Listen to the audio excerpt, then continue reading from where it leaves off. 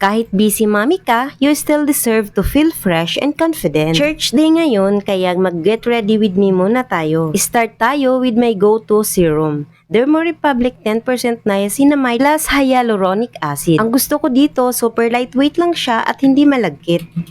Next, pinaka-importante, sunscreen. Ito gamit ko.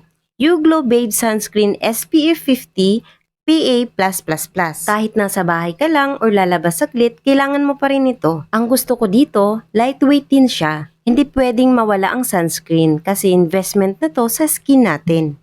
Then, konting blush on lang para mukhang fresh and healthy. Kahit walang tulog, mukhang fresh pa rin. And of course, lipstick. Ito talaga yung instant glow up for me. From pagod to presentable in seconds. After that, nag-ayos lang ako ng buhok. Nilagyan ko lang ng black hair ribbon. Simple lang pero ang laki ng difference. Mas neat at feminine tingnan. Then, suot ko na yung fave heels ko. And this is my final look. Simple, clean, and ready na for church. Hindi kailangang bongga. Basta maayos at confident ka. If gusto mong itry yung mga product na ginagamit ko, ilalagay ko na lang yung link sa comment section at yellow basket.